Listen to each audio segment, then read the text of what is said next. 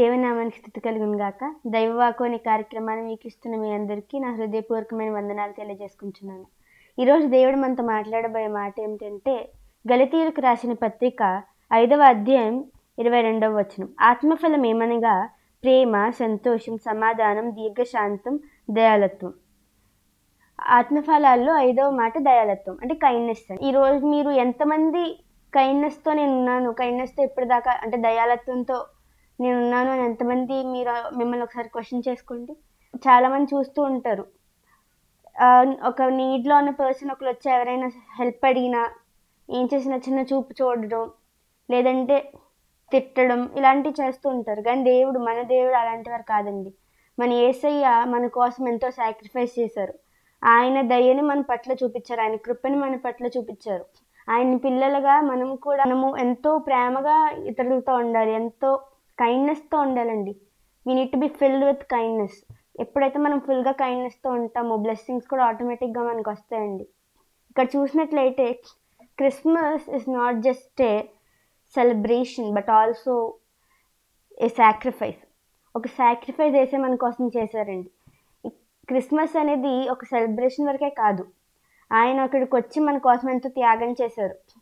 ఆయన అక్కడి నుంచి ఎంతో మహిమగల ప్రదేశం నుంచి మనకి ఇక్కడికి వచ్చి ఎన్నో కష్టాలు అనుభవించారండి, మన కోసం అనుభవించారు. ఆయన ఇప్పుడైతే ఆ కష్టాలు మన కోసం అనుభవించుకోకుండా ఉంటే మనం ఇలా ఉండేవాళ్ళం కాదండి. మనం ఇలా ఉన్నామంటే ఆయన మన కోసం చేసిన త్యాగాలు, మన కోసం చేసిన సాక్రిఫైస్. ఎంతమంది ఈరోజు ఆయన చేసిన సాక్రిఫైస్ కోసం ఎంతో గ్రేట్ఫుల్గా ఉన్నారండి. అందరూ క్రిస్మస్ ఇస్ ఎ సెలబ్రేషన్ అని చెప్పేసి అంటున్నారు, కానీ we need to be fill with gratefulness, ఒక ప్రౌడ్ ఫీలింగ్ ఉండాలి మనలో, ఒక కైండ్నెస్ కూడా మనలో ఉండాలి. ఆయన మన కోసం చేసిన సాక్రిఫైస్, ఆయన మన కోసం చేసిన ప్రతిదీ మనం ఇతరులకు చూపించాలండి. మనం ఎప్పుడైతే ఇతరులతో కైండ్నెస్తో ఫీల్ అయి ఉంటామో ఆటోమేటిక్గా బ్లెస్సింగ్స్ వస్తాయండి. ఎందుకంటే మనం ఒక మంచి పని చేస్తే అది మనకి మంచి చేస్తుంది కదండి. పెద్దలు కూడా అంటారు ఎప్పుడు మంచి పని చేయాలని చెప్పేసి. చాలామంది తప్పు పనులు చేయడానికి ఇష్టపడతారు, కానీ మంచి పనులు చేయడానికి ఇష్టపడరండి. ఎవరికైనా సహాయం చేయాలంటే చాలా కష్టపడుతూ ఉంటారు. అయ్యో సహాయం చేయాలా, వీళ్ళకి సహాయం చేయాలా, అవసరమా, ఇప్పుడు ఇది చేయడం అవసరమా అని చాలామంది అనుకుంటూ ఉంటారు. కానీ ఆ హెల్ప్లో అంటే నీడ్లో ఉన్న పర్సన్ ఎంత బాధలో ఉన్నారో మనం ఎప్పుడు పట్టించుకోము. మనుషులుగా మనం ఎప్పుడు ఇతరులను ఆదరించడానికి ఇష్టపడమండి. చాలామంది కష్టాల్లో ఉంటారు, ఎంతో ఇబ్బందుల్లో ఉంటారు, ఆదరించడానికి కూడా వెళ్ళడానికి చాలామందికి ఇష్టం ఉండదు. ఈ రోజు నుంచి మీరు ఒకటి గుర్తుపెట్టుకోవాలండి, ఏంటంటే ఆదరించాలి, కైండ్నెస్తో నిండి ఉండాలి.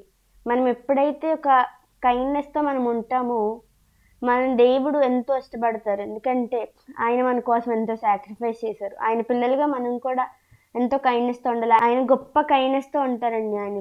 ఆయన కైండ్నెస్తో ఈ భూమికి రాకుండా ఉంటే మనం ఏమైపోదామండి. ఈ పాటికి మీరు ఒక పాపంలో ఉండుంటారు, నేను ఒక పాపంలో ఉండేదాన్ని. కానీ దేవుడు మన కోసం వచ్చి రక్తాన్ని చిందించి మరణించి తిరిగి లేచి ఆయన మనల్ని రక్షించారు. ఇప్పుడు నుంచి మీరు కూడా అదే కైండ్నెస్తో నిన్నుండి సహాయం చేయాలి, సాక్రిఫైస్ వచ్చినప్పుడు కూడా చేయగలగాలి. ఈ రోజు నుంచి మీరు అందరూ అలా ఉంటారని కోరుకుంటూ ఈ చిన్న మాటలను దేవుడు దీవించను గాక. ఆమేన్. మహాగణ మహోన్నతుడైన మా పరలోకపు తండ్రి, నీకు వందనాలు యేసయ్యా.